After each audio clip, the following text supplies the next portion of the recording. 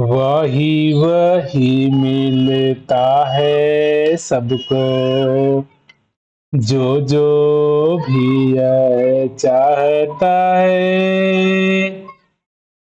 वही वही मिलता है सबको, जो जो भी यह चाहता है।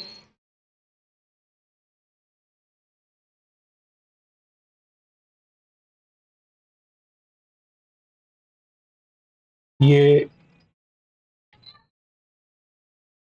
जो बाणी हमारे सामने सदगुरु की है, संत महात्माओं की है,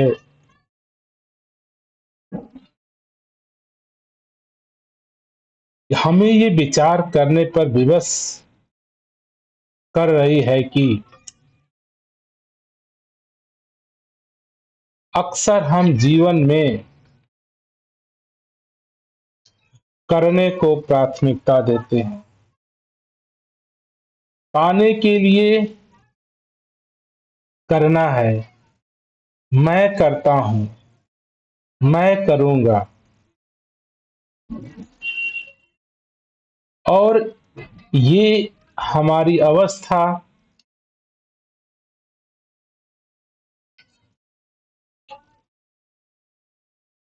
बचपन से ही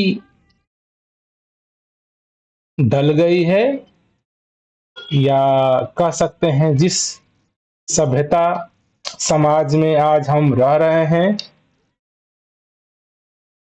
हमको यही सिखाया जाता है, यही देखने को मिलता है, यही पढ़ने को मिलता है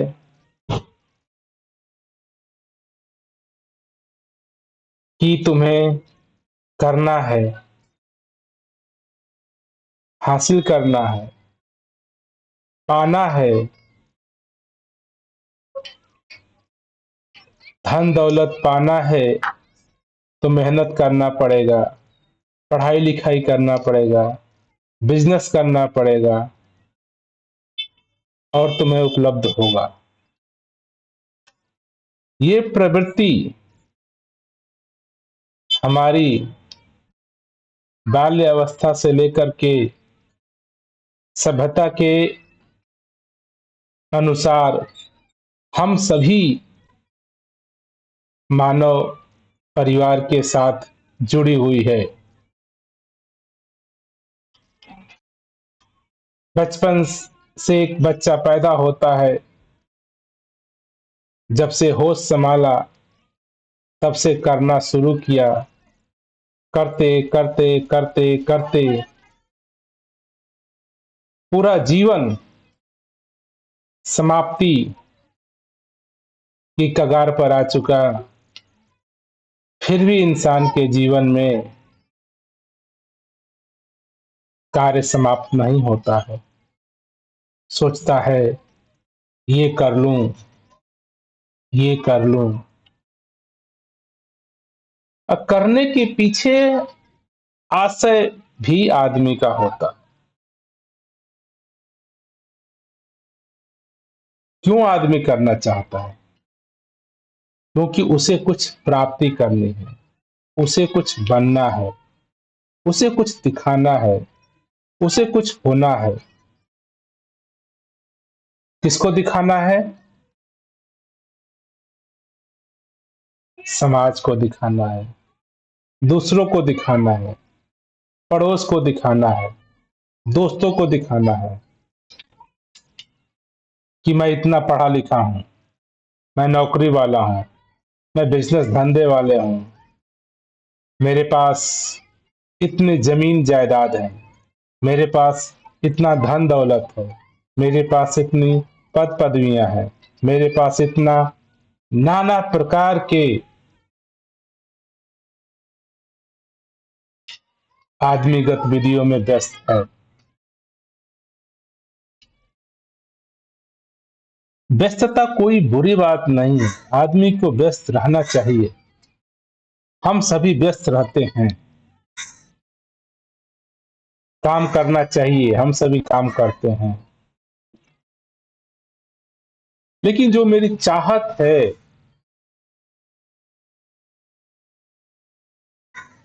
कि काम करने से ये चीजें प्राप्त हो जाएंगी, कभी कभी जीवन में घटना घटता है कि हमें प्राप्त भी हो जाती है। हमने सोचा था पढ़ेंगे लिखेंगे, अच्छी सी नौकरी मिल जाएगी, नौकरी मिल गई तो क्या मेरी इच्छाएं कामनाएं समाप्त हुई, संतुष्टि मिली, आनंद मिला?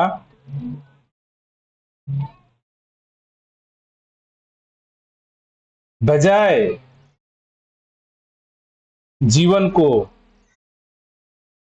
सुखी जीने के, बजाय जीवन की घड़ियों को आनंदमय बिताने के, मैं और अपनी इच्छाओं लालसाओं को बढ़ा देते हैं। नौकरी मिल गई, अब बड़ा सा घर चाहिए, घर बन गया, अब बड़ा सी गाड़ी चाहिए, गाड़ी मिल गई, विस्तार चाहिए। हमारी दौड़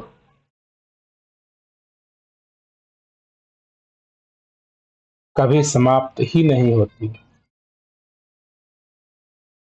लेकिन हम अपने जीवन के छोटे छोटे कामों में,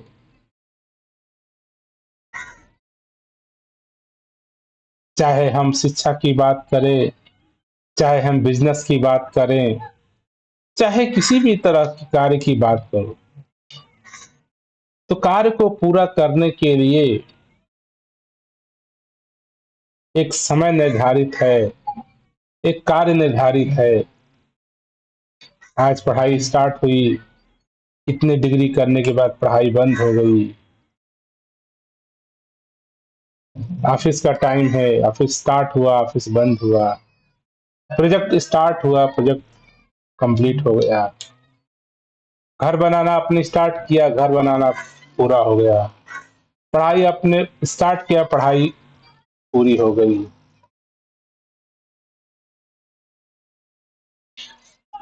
आम तौर पे हम देखेंगे तो मेरे जीवन में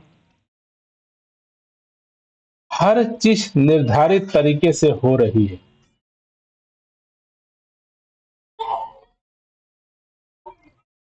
हम दूसरों को, वस्तुओं को, समाज को, रिश्तों को परिभाषा में बांध देते हैं, निर्धारित कर देते हैं, ये अच्छा है, ये बुरा है, ऐसे करना है, ऐसे नहीं करना है।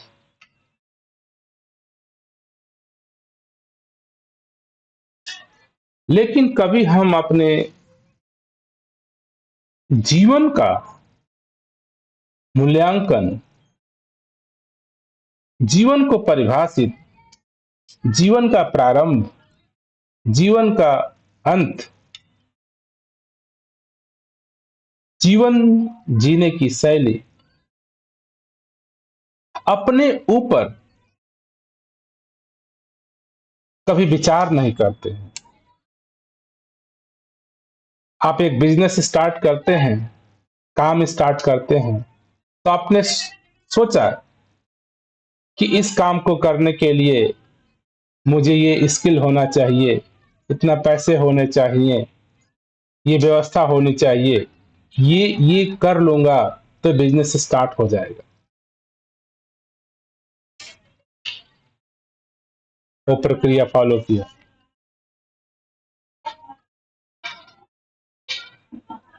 और उस बिजनेस को करने के लिए आपने समय निर्धारित किया, रूपरेखा तैयार किया कि ऐसे ऐसे बिजनेस को हमें ग्रो करना है, बिजनेस को बढ़ाना है, प्रॉफिट को बढ़ाना है। आप एक प्रॉपर रूप से रूपरेखा, एक नियमबद्ध सारणी के अनुसार, समय के अनुसार उस बिजनेस को, उस काम को, उस व्यवसाय को अंजाम देते हैं। लेकिन हम इन संसार के सामाजिक गतिविधियों को देखते हुए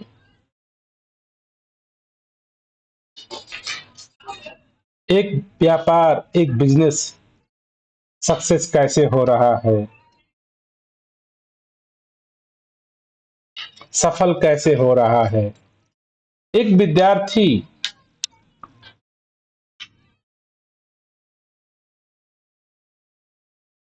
किसी कोर्स में इनरोलमेंट करता है तो उसको पता है कि इस साल मेरा इनरोलमेंट हो गया, दाखिला हो गया, ये मेरा सिलेबस है, इसको इतने दिनों में मुझे पूरा पढ़ लेना है, तैयारी कर लेनी है, फिर उसे मुझे एग्जाम देना है। एग्जामिनेशन क्लियर करने के बाद वो सर्टिफिकेशन हासिल हो जाता है। वो शिक्षा पूरी हो गई, वो शिक्षा की सफलता हो गई, उस शिक्षा का हमें लाभ मिल गया।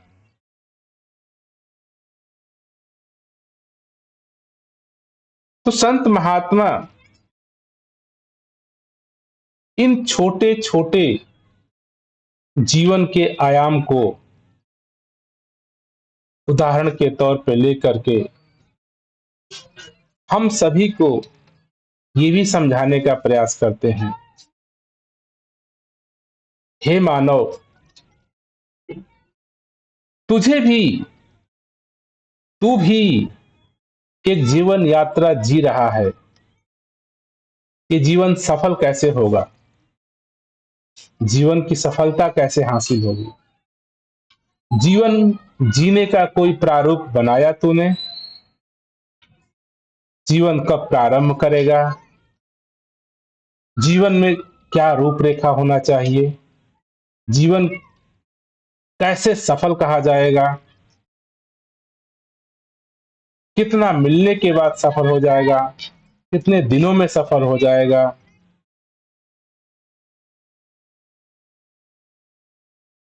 दुनिया के सारे क्रियाकलाप के लिए हम समय निर्धारित किए हुए हैं, मूल्यांकन निर्धारित किए हुए हैं, सफलता को परिभाषित किए हुए हैं।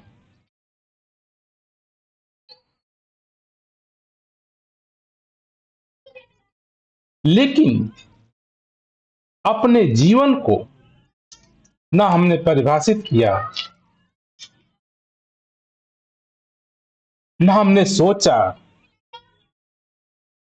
कि मेरा जीवन किस अवस्था में सफल होगा,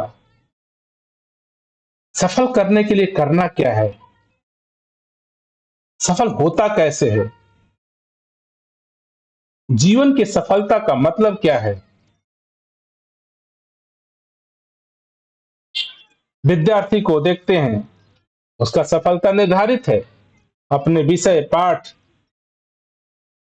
को प्रॉपरली पूरी तरह से पूरा कर लेता है, एग्जाम दे लेता है, उत्तीर्ण हो जाता है, शिक्षा पूरी हो गई, सफलता निर्धारित है।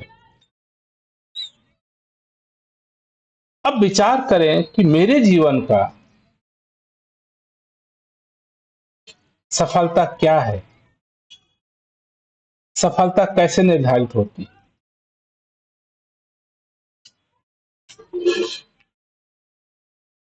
हमने कभी विचार ही नहीं किया, हमने कभी सोचा नहीं। मेरे घर में बेटा पैदा होता है, बेटी पैदा होती है, उसके बारे में हम पूरा ख्याल करते हैं कि इसका प्रॉपर देखभाल हो, शिक्षा हो, शादी व्यवस्था हो, वो सफल हो जाए। मुबारक है, करना चाहिए। क्या यही सफलता की परिभाषा स्वयं के लिए नहीं होनी चाहिए? जीवन यात्रा के लिए नहीं होनी चाहिए कि जीवन की सफलता क्या है, जीवन को कैसे उत्तीर्ण किया जाए, जीवन को कैसे पूरा किया जाए।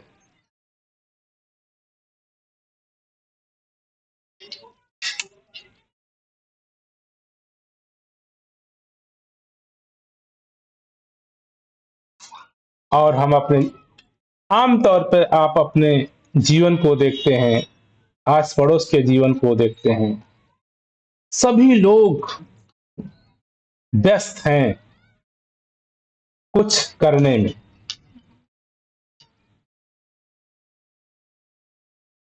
बिना जीवन जीने का रूपरेखा बनाए जिए चले जा रहे हैं, चले चले जा रहे हैं। मान लीजिए कि आपको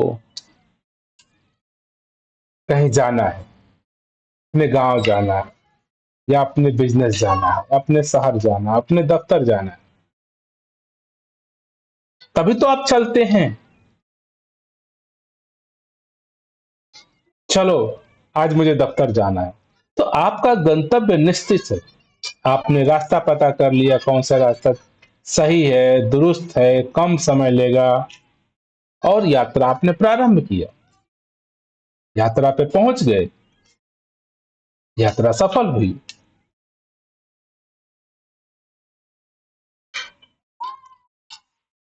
क्या ये मेरे जीवन की यात्रा जो हम जिए चले जा रहे हैं, ये कैसे सफल हो, इस किस क्या करना है, कैसे जिया जाता है जीवन, जीवन की सीढ़ी क्या है, जीवन का सलीका क्या है, क्या करना होता है जीवन में, क्या नहीं करना होता है। कोई बिजनेस करते हैं, किसी रास्ते पे जाते हैं, कोई मंजिल पे जाते हैं, तो आपको पता है कि किधर जाना है, किधर नहीं जाना है। अगर आपको पूरब की दिशा में जाना है तो आप पश्चिम में नहीं जाएंगे। कोई रास्ता निर्धारित है आपको, क्या करना है, क्या नहीं करना है।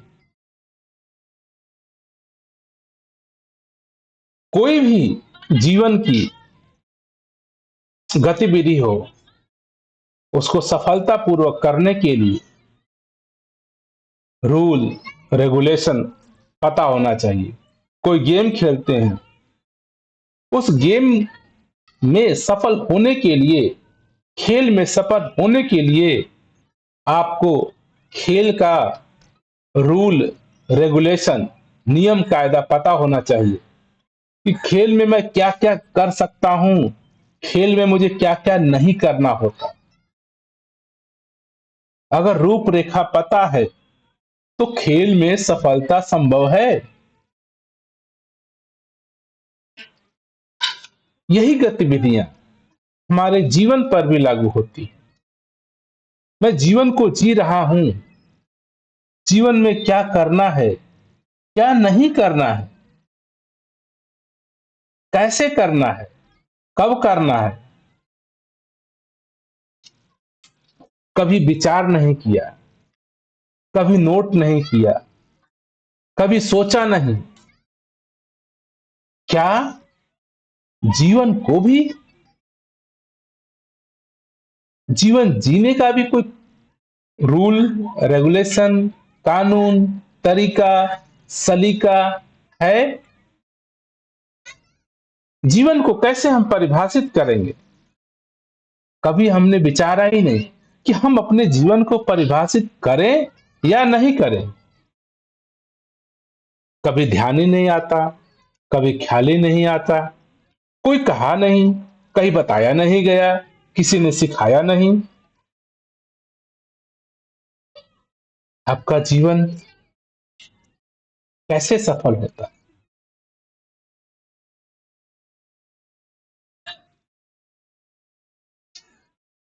आज आप संसार में नाना प्रकार के लोगों को देख रहे हैं। धनवान को देख रहे हैं, गरीब को देख रहे हैं, अमीर को देख रहे हैं, बच्चे को देख रहे हैं, बूढ़े को देख रहे हैं। आपको क्या विचार लगता है? धन की प्राप्ति जीवन की सफलता है या निर्धनता जीवन की सफलता है? अच्छे घर महल में रहना सफलता है या दुनिया की किताबों का अध्ययन कर लेना, विद्वान बन जाना, शिक्षक बन जाना, जानकारी ले लेना, क्या ये सफलता है? जीवन है क्या? जीवन में क्या नहीं करना चाहिए? संसार में हमें ये तो हर पल घट घट सिखा दिया गया कि करना है।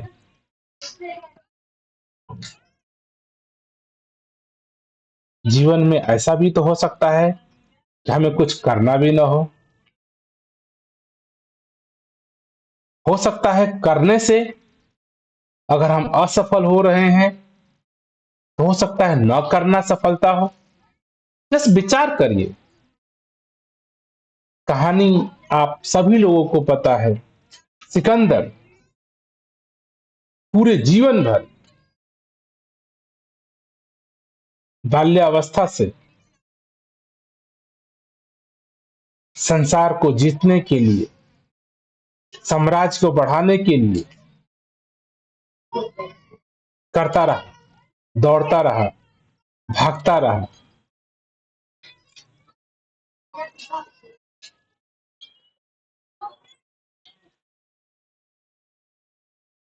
एक कहानी कहा जा दास को याद आती है सम्राट सिकंदर के जीवन की।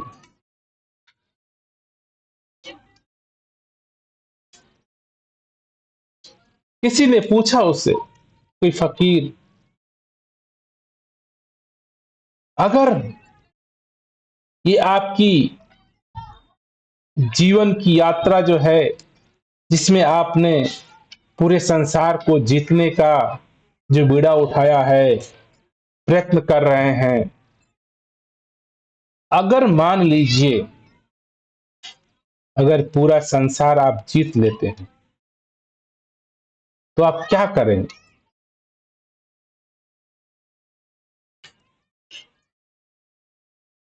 आप क्या करेंगे?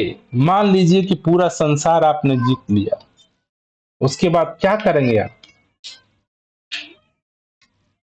कहानी बताती है कि सिकंदर का जवाब था कि ऐसा मैंने तो सोचा ही नहीं,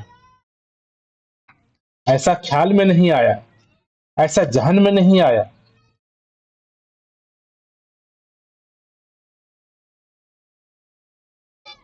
क्योंकि हम जीवन को जीना प्रारंभ कर दिए हैं।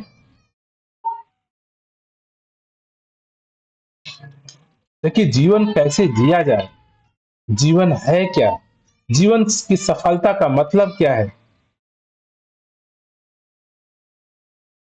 कभी हम विचार ही नहीं करते, कभी हम सोचते ही नहीं। शरीर प्राप्ति हुई है, आपके पास शरीर है, शरीर की जरूरत को पूरा करने के लिए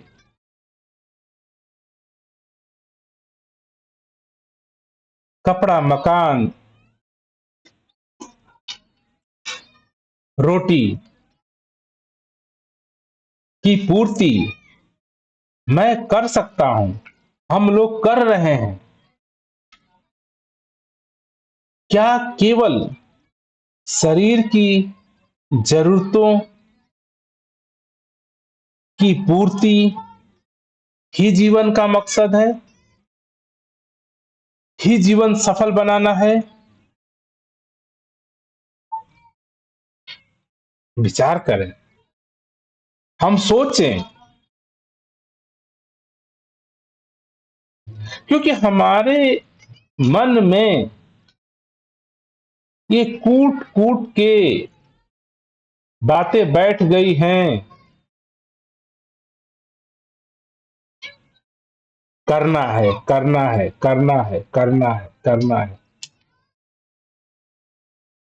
बस लगे हैं जानवरों की तरह।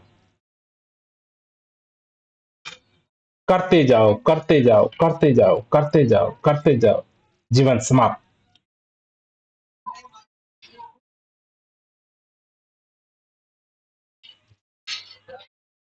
इतिहास उठा करके देख लीजिए, लाखों धन वाले, बल वाले, ताकत वाले, साम्राज्य वाले, राष्ट्र वाले, धन की प्राप्ति के बाद, पदवियों की प्राप्ति के बाद भी जीवन को सुखमय बनाने के लिए, जीवन की शांति के लिए, आनंद के लिए संत महात्माओं का दरवाजा खटखटाते हैं, धार्मिकता की दरवाजा खटखटाते हैं, धार्मिक होने की गतिविधियों में लग जाते हैं।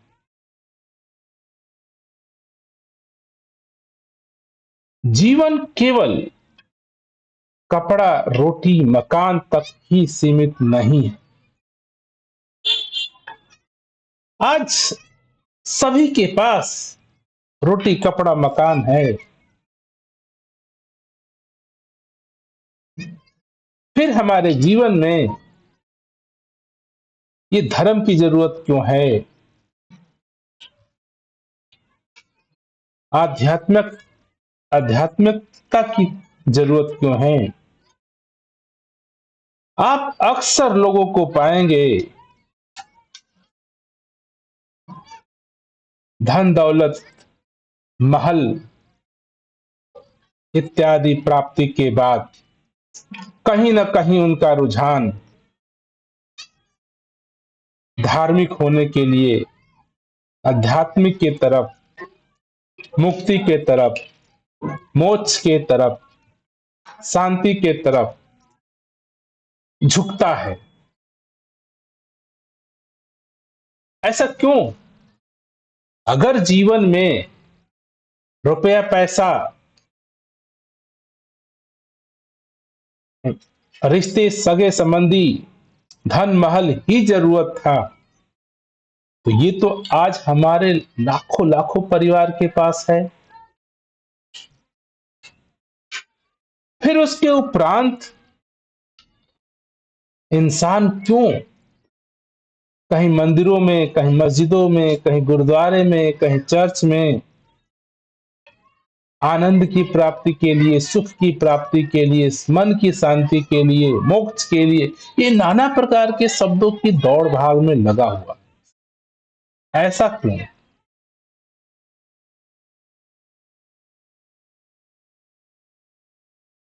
इसके पीछे क्या कारण है?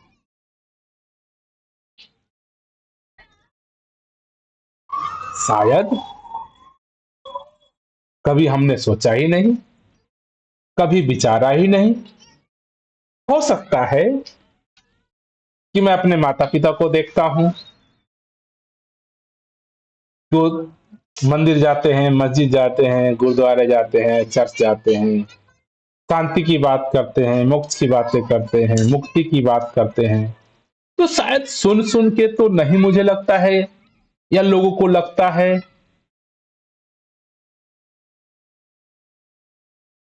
मेरे घर वाले कर रहे हैं, मेरे पिताजी कर रहे हैं, दादा कर रहे हैं, तो मुझे भी करना चाहिए।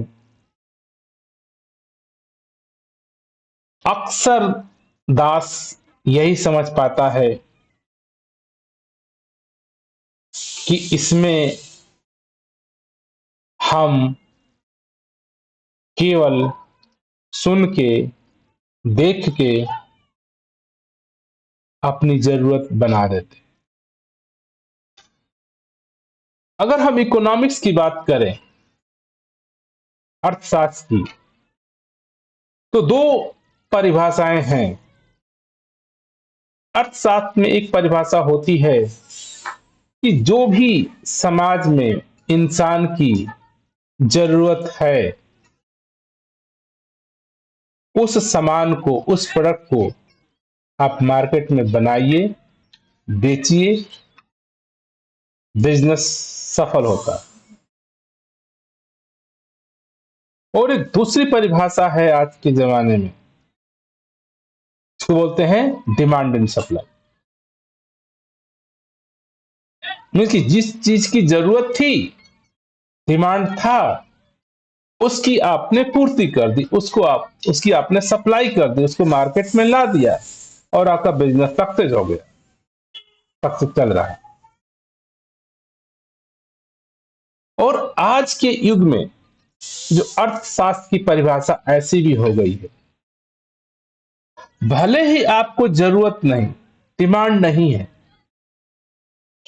हम प्रोडक्ट की इतनी सप्लाई कर देते हैं, इतना माल ला देते हैं मार्केट में, और उसको प्रचार के द्वारा, एडवर्टाइजमेंट के द्वारा आपकी जरूरत बना दी जाती है। आपको जरूरत नहीं थी, लेकिन वो पदार्थ, वो सर्विस मार्केट में इतनी ज्यादा उपलब्ध करा दी गई और उसको इतनी तरह से आपको प्रकाशित किया गया, सुनाया गया, समझाया गया, प्रचार के माध्यम से, एडवर्टाइज के माध्यम से, कि आपको लगता है कि मेरे पास ये होना चाहिए, और आप फिर उस चीजों को खरीदते हैं और बिजनेस चल जाता है। तो अक्सर मेरे जीवन में ये जो अर्थशास्त्र की दो परिभाषा है, डिमांड सप्लाई, जरूरत हो पूर्ति करो, और दूसरी परिभाषा,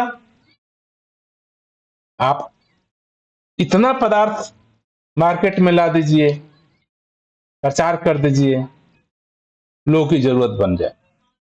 थी नहीं, जरूरत पैदा की जाती।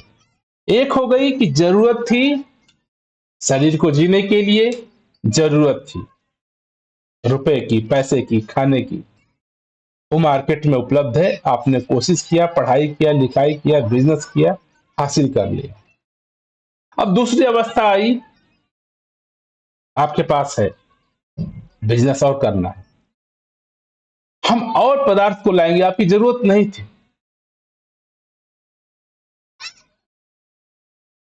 एप्स की, सर्विसेज की, मोबाइल की, नाना प्रकार की जो आज मार्केट में है, गेम की, ऑनलाइन गेम की। पहले हम गेम खेला करते थे, खेल खेला करते थे, शरीर को स्वस्थ रखने के लिए, चुस्त दुरुस्त रखने के लिए। आज खेल को मोबाइल पे ऑनलाइन खेला जा रहा है, हजारों लोग खेल रहे हैं। कारण क्या है? जरूरत नहीं थी ऑनलाइन गेम की, कंप्यूटर पे मोबाइल की गेम की, क्या जरूरत है? कभी विचार हमने नहीं किया। आज नाना प्रकार के युवा पर, हमारा युवा ऑनलाइन मोबाइल पे, लैपटॉप पे, कंप्यूटर पे गेम खेल रहा है, खेल खेल रहा है। क्या ये जरूरत थी या जरूरत पैदा कर दी गई? हमने कभी सोचा ही नहीं। खेल वाकई में एक थी जरूरत, विद्यार्थी की युवावस्था में शरीर को स्वस्थ बनाने के लिए नाना प्रकार के खेल बनाए गए, खेलना चाहिए।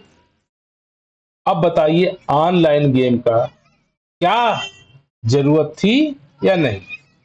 लेकिन हमारे बिजनेसमैन आज आवश्यकता बना दी। आज हर युवा मोबाइल लेते ही उसे गेम खेलना है, गेम डाउनलोड करो, खेलो। आप समझ रहे हैं क्या? गेम ऑनलाइन पे आपकी क्या जरूरत थी कि आज लाखों लाखों बालक, युवा, बड़े बुजुर्ग मोबाइल पे गेम खेल रहे हैं?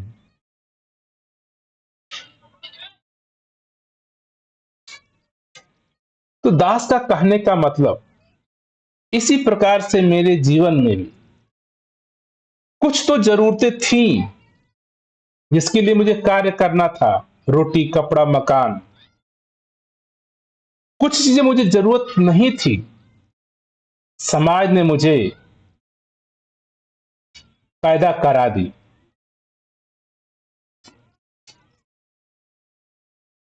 आज आपके जीवन में जो पूजा पाठ, धर्म इत्यादि, मुक्ति, मोक्ष, मन की शांति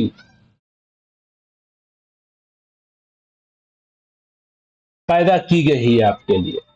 आपके पंडितों ने, पूर्वजों ने, समाज के ठेकेदारों ने, पंडित पुजारियों ने धर्म का नाम लेकर के, अध्यात्म का नाम लेकर के, मुक्ति का नाम लेकर के, शांति का नाम लेकर के, संतोष का नाम लेकर के इंसानों को आज इस अवस्था में खड़ा किया है।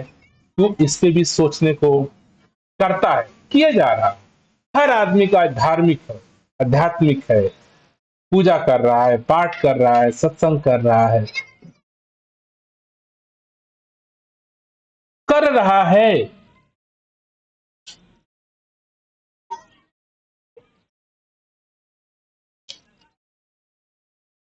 जो जरूरत थी, डिमांड एंड सप्लाई, जो शरीर की आत्यंतिक जरूरतें थी, खाना, रोटी, कपड़ा, मकान, उसके लिए करना जरूरी है। शरीर रूप में मेहनत जरूरी है, बिजनेस जरूरी है, पढ़ाई लिखाई जरूरी है।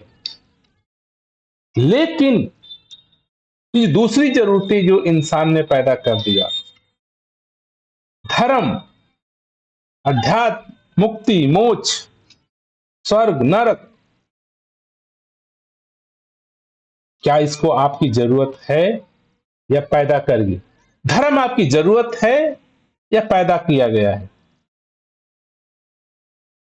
और उसमें भी करने को कहा जाता है आपको, पूजा करो, पाठ करो, मुक्ति मिलेगी, शांति मिलेगी।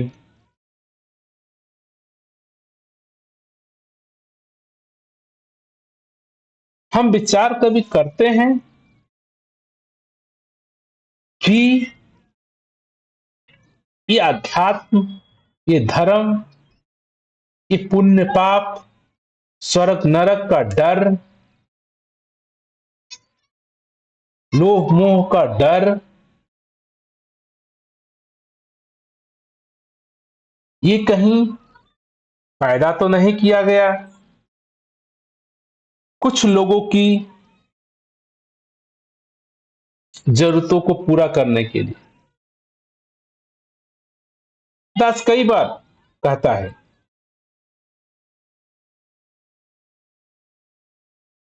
जो भी हम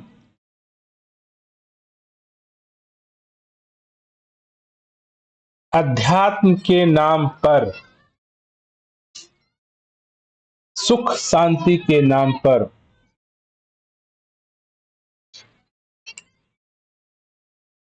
सुनी सुनाई गतिविधियां करते हैं, चाहे धर्म हो, चाहे धार्मिकता हो, चाहे पूजा हो, चाहे पाठ हो, चाहे कर्म हो, वो केवल और केवल उधार बातें हैं, दूसरे की बातें। संत महात्मा कहते हैं ये धर्म नहीं, धार्मिकता नहीं। धर्म स्वतः पैदा होता है, धार्मिकता स्वतः पैदा होती है, आनंद स्वतः पैदा होता है। आनंद पैदा नहीं किया जाता, आध्यात्मिकता पैदा नहीं की जाती, धार्मिकता किया नहीं जाता। लेकिन आज पूरा समाज, पूरा संसार धर्म धार्मिकता सोचता है कि मैं करके हासिल कर लूंगा।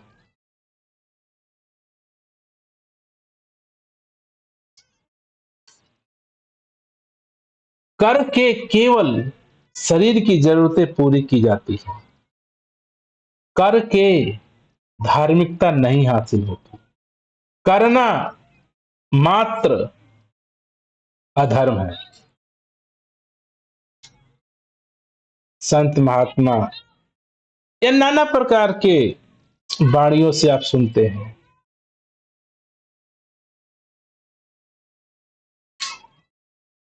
करन करावन हार तू सब कुछ तेरे पास, तू करता है जगत का तू सबका आधार।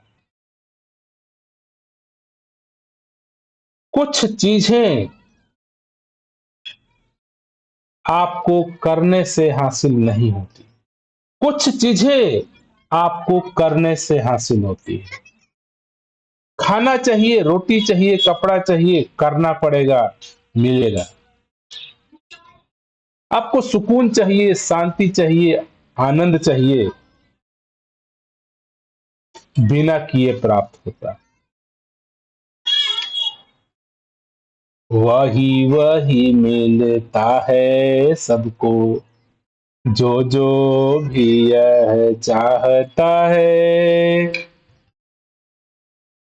सुकून, शांति, निर्भय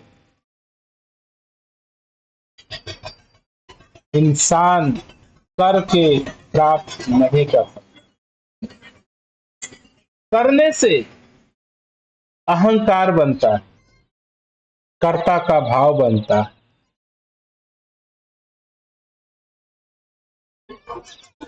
करने से आशा बनती है, करने से डर पैदा होता है, करने से मोह पैदा होता है, करने से आशाएं पैदा होती। ये लोभ, लालच, सुख, दुख, अच्छा, बुरा, पाप, पुण्य,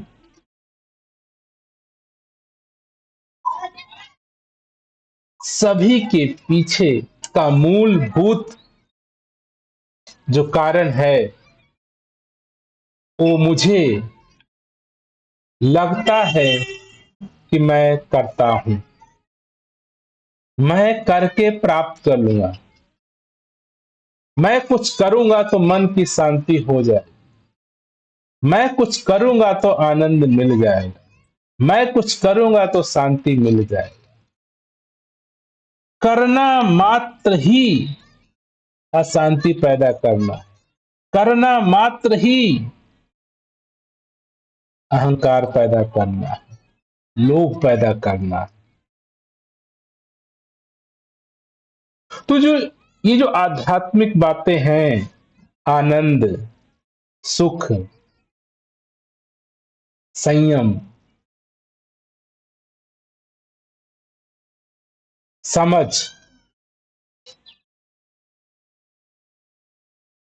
इन सभी को बिना किए हासिल किया जाता है। और हम कभी अपने जीवन में ये सीखे ही नहीं कि किसी चीज की प्राप्ति के लिए मुझे कुछ नहीं करना पड़े। जो शरीर की जरूरतें हैं, समाज की जरूरतें हैं, वही प्रवृत्ति में करने की, समाज में जीने के लिए, खाने के लिए, पीने के लिए करने की प्रवृत्ति जरूरत है, करना चाहिए, करते हैं।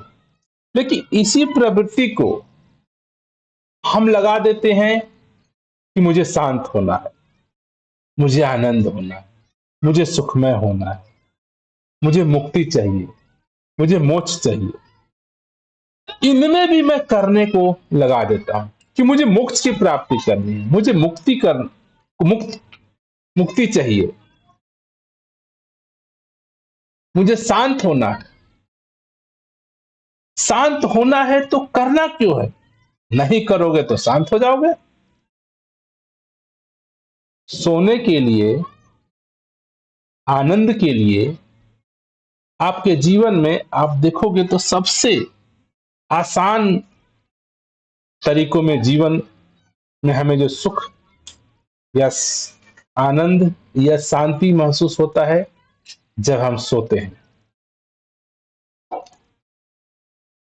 अब बताइए, सोने के लिए जब हम सोते हैं तो मुझे एनर्जी मिलता है, स्फूर्ति मिलती है, फ्रेशनेस मिलता है, ताजगी मिलती है। अब विचार करिए, आप सोने के लिए चलिए कुछ करते हैं तो आप सोते हैं, कि कुछ भी नहीं करते हैं तो सोते हैं। जब तक आप करने का भाव लिए रहेंगे, करते रहेंगे, आप सो नहीं सकते। जब हम सब करना छोड़ देते हैं, कुछ भी नहीं करते, नींद स्वतः आ जाती है। बिस्तर पे आप लेट जाइए, सोचिए कि मैं सो जाऊं, सो जाऊं। सोने के लिए कोई प्रयत्न करो, कोई योग करो, कोई साधना करो, कोई जप करो, कोई तप करो, क्या नींद आएगी? जब हम सारा करना छोड़ देते हैं, नींद आ जाती है। जब तक हम करते रहेंगे,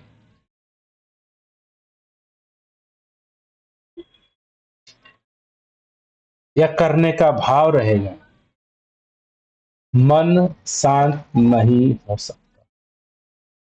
मन की शांति करने से नहीं हासिल होती। मन अशांत ही रहेगा जब तक करने का भाव रहे। करने का भाव मन की अशांति है। इसीलिए संत महात्मा, सतगुरु, अध्यात्म कर्ता गुरु पे डाल देते हैं, प्रार्थना परमात्मा पे डालते हैं।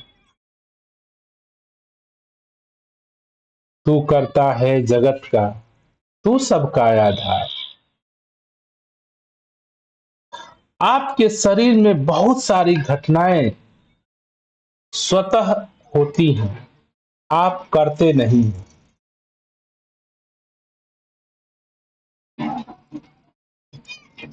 आपको आराम चाहिए, तंदुरुस्ती चाहिए, स्फूर्ति चाहिए। आप जैसे आराम करते हैं, सोते हैं, काम करना बंद करते हैं, नींद आती है, एनर्जी मिल जाती है, स्फूर्ति मिल जाती है, फ्रेशनेस आ जाता है। ये स्वतः आता है। कुछ चीजें आपके जीवन के साथ स्वतः होती है। अध्यात्म, मुक्ति, मन की शांति, मोक्ष, परमात्मा करने से नहीं मिलता। ये करने का विषय ही नहीं। परमात्मा करने का विषय नहीं है। परमात्मा को करके नहीं पाया जा सकता। सुख को, आनंद को, मोक्ष को, शांति को, जो भी शब्द लीजिए, इनको आप करने से प्राप्त नहीं करते। करने से मैं अहंकार बनता है। जब अहंकार है, मैं है, तो सुख नहीं, शांति नहीं, सहनशीलता नहीं, विशालता नहीं, नम्रता नहीं, एकता नहीं, मोक्ष नहीं, मुक्ति नहीं। मैं का होना, कि मैं करता हूं, अध्यात्म में सबसे बड़ा बाधा है। अध्यात्म की जितनी भी परिभाषाएं हैं, सुख की, मुक्ति की, आनंद की, मोक्ष की, परम धाम की, परमात्मा की, आत्मा की, इनमें मैं का होना, मैं करता हूं, का भाव ही रोड़ा है, ही अज्ञान है। कहते हैं ना कि मेरे जीवन में अज्ञानता के वजह से प्रभु परमात्मा का बोध नहीं। अज्ञान क्या है? कि मैं हूं, अब मैं करता हूं। ये भाव ही मेरे जीवन में दुख का, अशांति का, अहंकार का, मोक्ष का,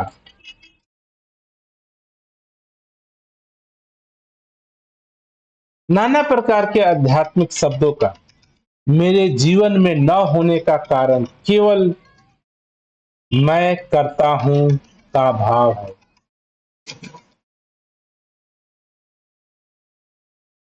और यहां बाड़ी हमको यही समझा रही है, वही वही मिलता है सबको, जो जो भी यह चाहता है। ये जो सत्य परमात्मा, अस्तित्व, प्रकृति है, आपके जीवन के साथ स्वतः बिना आपके कुछ ये आपके साथ है। आपका जीवन आपके पास है। आपने जीवन के लिए क्या किया? जीवन स्वतः मिला है। आपसे पूछा नहीं गया क्या आपको जीवन दिया जाए, शरीर दिया जाए, आंखें दी जाए, नहीं। स्वतः जीवन प्राप्त है। तो अध्यात्म अर्थात स्वयं का बोध, स्वतः की जानकारी, स्वयं, इसको आत्मा कहिए, मैं कहिए, कुछ भी कहिए, स्वयं का बोध होना, अपने रूप स्वरूप को जानना अध्यात्म है। अध्यात्म से सारी जुड़ी बातें हैं, चाहे मोक्ष कह लीजिए, मुक्ति कह लीजिए, सुख कह लीजिए, स्वर्ग कह लीजिए, आनंद कह लीजिए। अध्यात्म पूरा धर्म शास्त्र पढ़ लीजिए, जो भी उसमें बातें कही गई हैं वो एक ही शब्द में समाहित हो जाती है, स्वयं का बोध। स्वयं का बोध अध्यात्म जीवन में आ जाना होता है। स्वयं का बोध न होना अज्ञानता, अज्ञान।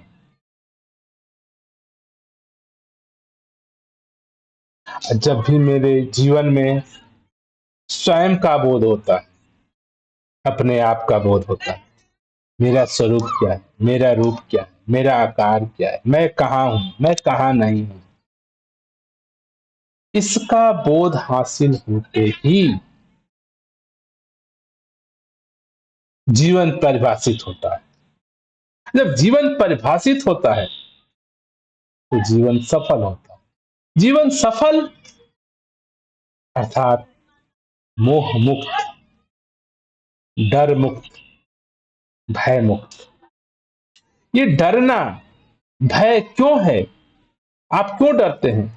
कि आप करने वाले हैं। मैं करता हूं, ये भाव है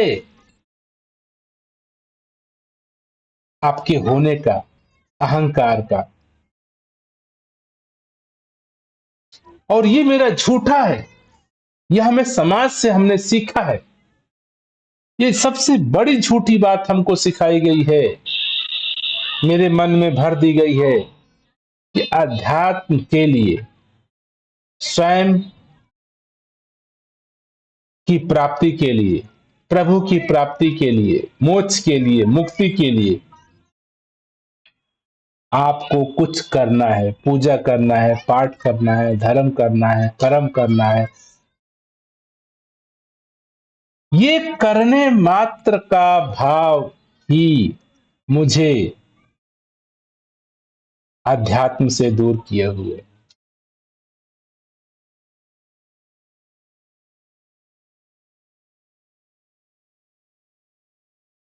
दास कई बार सदगुरु की वाणी कहता है, हम कई बार सुनते हैं, कभी गौर नहीं करते। तू करता है जगत का, तू सबका आधार।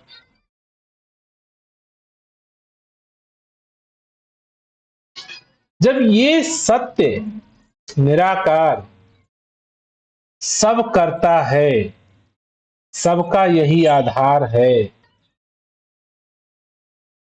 तो क्या सब में मैं कहां से अलग हो गया? फिर मैं करता हूं कहां से पैदा हुआ?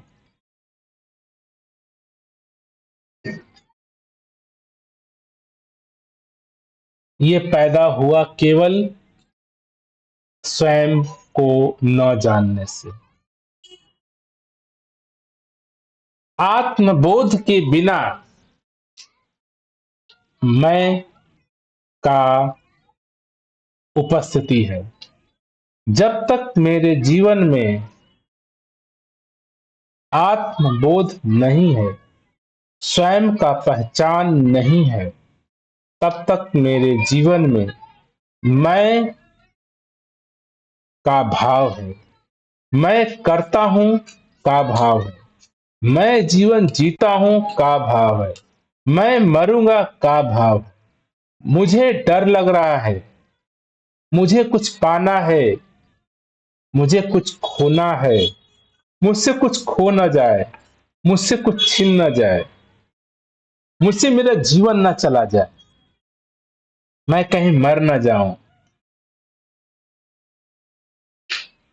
ये सारा जो झूठा मन द्वारा इकट्ठा या मन द्वारा संचय किया हुआ समाज से उधार ज्ञान है। मैं जन्मता हूं, मैं मरता हूं, मैं ये हूं, मैं वो हूं, मुझे डर लगता है, मुझे मुक्ति चाहिए, मुझे शांति चाहिए, मुझे ये चाहिए, मुझे ये चाहिए। जब तक मुझे स्वयं का बोध नहीं है, तो जो भी मैं सुनता हूं उसको ही पकड़ लेता, और ये पूरे समाज के द्वारा सुनी बातों का जो जकड़न है, संजय है, वो मैं आपको समाज के द्वारा, भाषा के द्वारा, मन के संचय करने की प्रवृत्ति के कारण आपके पास है। ये हमारे शरीर का जो मस्तिष्क है, जिसके अंदर संग्रह करने की क्षमता है, इस संग्रह करने की क्षमता को मैंने बनाया तो गया था कि मन के द्वारा संग्रह करके जीवन यात्रा को सुलभ सुगम बनाया जा सकता था, बनाया जा रहा है, बनाया गया है। लेकिन आज मानव इसको, अपने मस्तिष्क की क्षमता को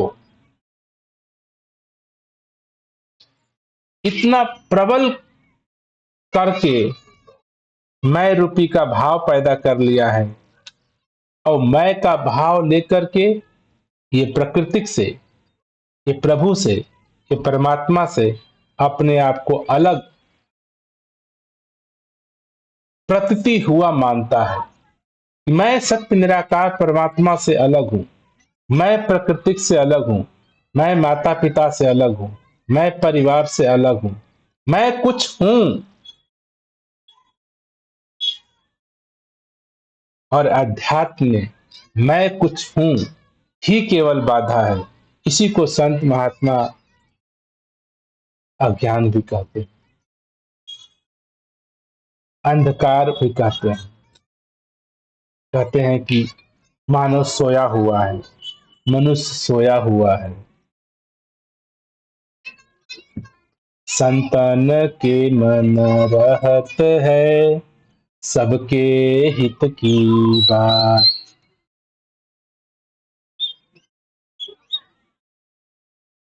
संत अर्थात सत्य परमात्मा, सत्य परमात्मा अर्थात अस्तित्व,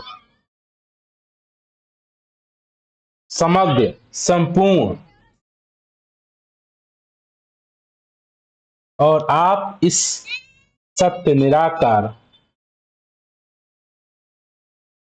अस्तित्व प्रकृति से पृथक नहीं है, अलग नहीं है। ये भाव हो जाना कि मैं इस सत्य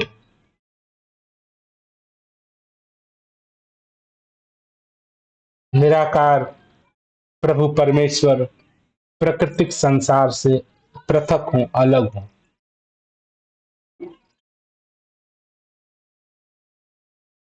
अंधकार में होने के कारण, अज्ञान में होने के कारण हम अक्सर अपने जीवन को परिभाषित नहीं कर पाते। तो जब हम अपने जीवन को परिभाषित नहीं कर पाते हैं, अपने आप को समझ नहीं पाते हैं, तो जीवन में सफलता या जीवन सफल तो दूर की बात हो जाती।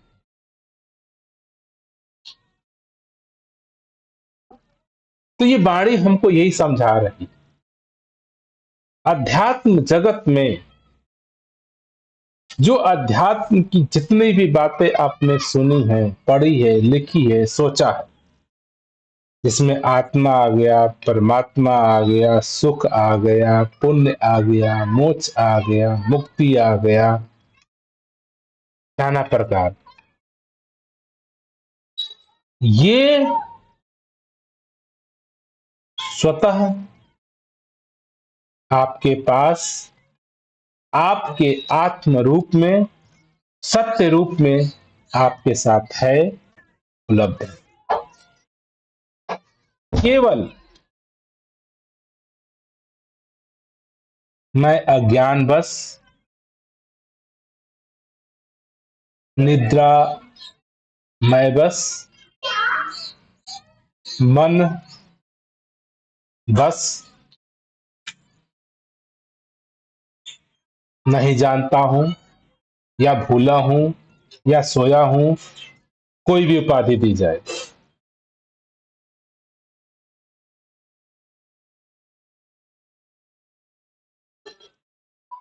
तो ये वाणी हमको यही समझा रही है, वही वही मिलता है सबको, जो जो भी यह चाहता है।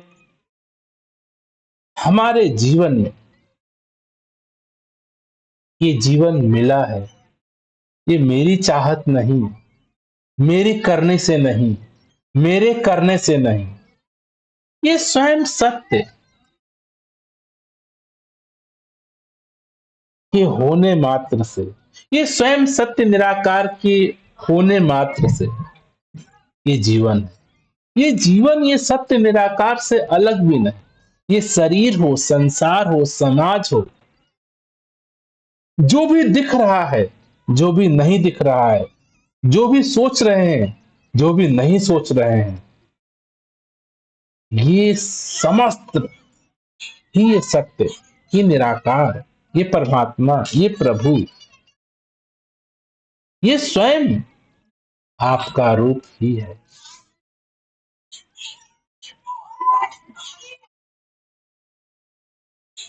स्वयं का बोध न होना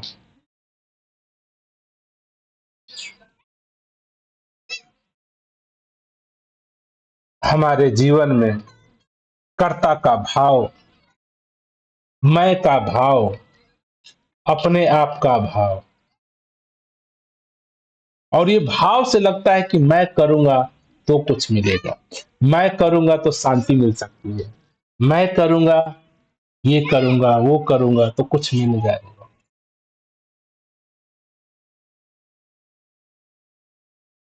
तो जीवन में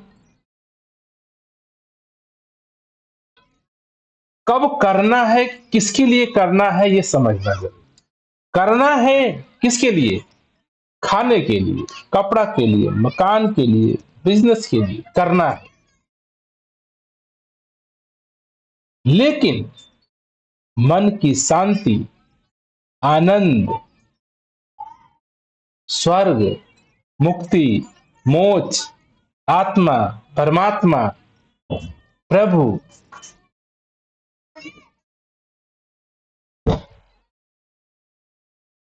के लिए करना नहीं, करना ही नहीं, जानना है स्वयं को, अपने आप, स्वतः को। मैं कौन हूं? जिस दिन मुझे अपने आप का बोध होता है, मैं अपने सत्य विराट रूप को देखता हूं। अर्जुन कृष्ण को बोलते हैं, कृष्ण अर्जुन से कहते हैं कि हे अर्जुन, तू देख ये मेरा सत्य निराकार विराट स्वरूप, तू यही है तत्वमसि। ये जो सत्य निराकार विराट रूप है, यही आपका रूप है, यही आत्मज्ञान है, यही आपका सत्य बोध है, सत्य स्वरूप है, वास्तविक रूप है। और आपका वास्तविक रूप का बोध न होना ही अज्ञान। और अज्ञान अर्थात दुख, अज्ञान अर्थात डर, अज्ञान अर्थात भय, अज्ञान अर्थात मैं का होना, अज्ञान अर्थात केवल ये मैं शरीर हूं। अज्ञान, मैं केवल ये शरीर हूं, 5 फुट 4 इंच लंबा चौड़ा मोटा काला गोरा। ये ऐसा ख्याल, ऐसा भाव, ऐसी मान्यता ही अज्ञान है। तो हम कैसे पहचानेंगे अपने आप को कि मुझे स्वतः का बोध हुआ, आत्मा का बोध हुआ, परमात्मा का बोध हुआ, सत्य निराकार का बोध हुआ या नहीं? हमारे कहने से नहीं कि मैं ज्ञानी हूं, मुझे परमात्मा का बोध है, मुझे निराकार का बोध है, मैं सत्य को जानता हूं। एक कहना हो गया, एक शब्द हो गया। इसका मूल्यांकन कैसे करेंगे आप कि वाकई में आपको स्वयं का बोध है, सत्य परमात्मा का बोध है? एक ही रास्ता है, बुद्ध ने सहज परिभाषित किया। अगर जीवन में दुख है, डर है, भय है, ये प्रमाणित करता है कि आप अज्ञानी हो, आपको स्वतः का बोध नहीं। ये स्वतः के बोध का प्रमाण है, और ये प्रमाण केवल हमको स्वयं पे ही लगाना है, ये दूसरों के लिए नहीं है। मैं आपको प्रमाणित नहीं कर सकता कि मैं सत्य निराकार परमात्मा को जानता हूं या मुझे स्वयं का बोध है। स्वयं का बोध है, इसमें सत्य निराकार परमात्मा अपने स्वरूप को जानता हूं, इसका प्रमाण मुझे पता है कि मैं डर, भय, दुख मुक्त जीवन जी रहा। अगर जीवन में आपको लगता है ऐसा भाव, मैं दुखी हूं, मैं परेशान हूं, डर है, लोभ है, मोह है, ये सारे प्रमाण हैं आपके जीवन के कि जीवन में आप अपने वास्तविक सत्य स्वरूप निराकार आत्मबोध से वंचित हैं। आत्मबोध से वंचित होना ही दुख है, परेशानी है, अशांति है।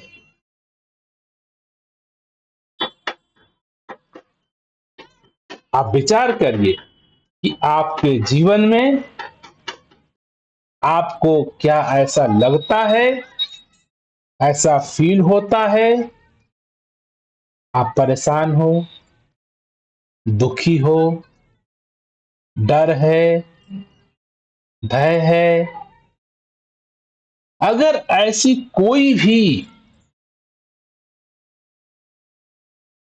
गतिविधि या भाव आपके साथ हैं, ये प्रमाण है आपके जीवन में स्वतः के बोध का न होना। कोई नहीं प्रमाणित कर सकता कि आप आत्मबोध को हासिल हुए कि नहीं। मैं नहीं किसी को बता सकता हूं कि मैं सत्य स्वयं के बोध को, अपने वास्तविक स्वरूप को मैं जानता हूं कि नहीं जानता। मैं कहूं कि मैं जानता हूं कि मुझे अपने सत्य स्वभाव आत्मबोध हो गया है,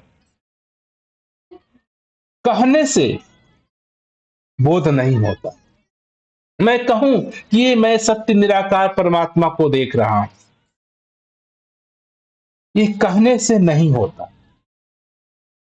अब मूल्यांकन मुझे करना है कि अगर मुझे वाकई में मेरे इस सत्य निराकार सत्य परमात्मा का बोध है, तो जीवन दुख युक्त, भय युक्त, डर युक्त जीवन जिया जाना चाहिए। अगर ऐसा मैं जीवन जी पा रहा हूं, तो मैं स्वयं को प्रमाणित कर पाता हूं कि मुझे अपने सत्य स्वभाव का बोध है, कि मेरा सत्य स्वभाव क्या है। क्या उसको दुख हो सकता है? क्या उसको मैं डर, भय हो सकता है? ये तभी तक संभव है जब मैं अपने आप के वास्तविक स्वभाव स्वरूप को नहीं जानता। जब तक मैं अपने आप को केवल ये शरीर जो मेरा है, इसको मैं मानता हूं, तो ये शरीर मानना ही दुख है, डर है, भय है, मैं हूं, अहंकार है।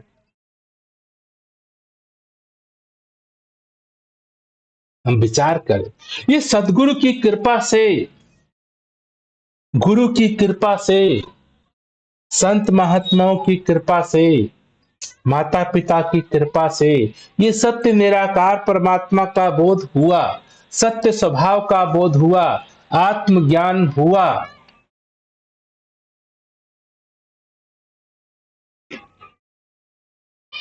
प्रमाण आप खुद पूछिए, हुआ या नहीं।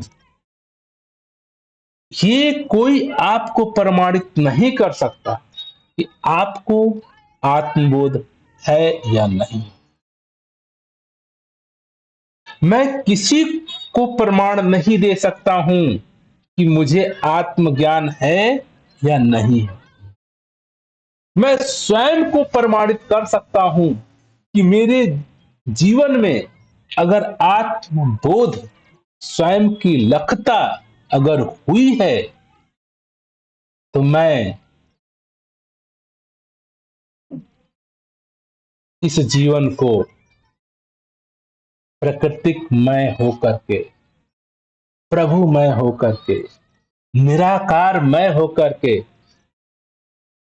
जीवन जिए चला जाता। जीवन में आप देखो संत महात्माओं के, बुद्ध के जीवन में आत्मबोध के बाद का जीवन और आत्मबोध से पहले का जीवन हमें दिखता है। बुद्ध के जीवन में बुद्धत्व के प्राप्ति के बाद उनको दुख दिया गया, तकलीफ दी गई, परेशानी दिया गया, खाना खराब खाने से बुद्ध की मृत्यु हुई, दुख से। ऐसा हमें लगता है। बुद्ध से पूछो, उनको पता है कि मेरा ये सत्य स्वरूप स्वभाव है, मैं और दुख एक साथ हो ही नहीं सकते। जब तक मुझे अपने सत्य स्वभाव का बोध नहीं है, तभी तक मैं दुखी हूं, सुखी हूं, लाभ हूं, हानि हूं, अच्छा हूं, बुरा हूं, शरीर हूं, अशरीर हूं, ये सारा अज्ञान को प्रमाणित करता है। आज ये सतगुरु की वाणी, ये शुभ मौका हमको दी है, इस बात को समझें। वही वही मिलता है सबको, जो जो भी यह चाहता है। ये सत्य निराकार परमात्मा स्वयं से ही ये सारा संसार तेरा रूप है, ये संसार, ये सत्य निराकार का ही प्रकृति के रूप में, शरीर के रूप में, आकार के रूप में, निराकार के रूप में, गुण के रूप में, अवगुण के रूप में, निर्गुण के रूप में, सब यह एक ही का रूप है।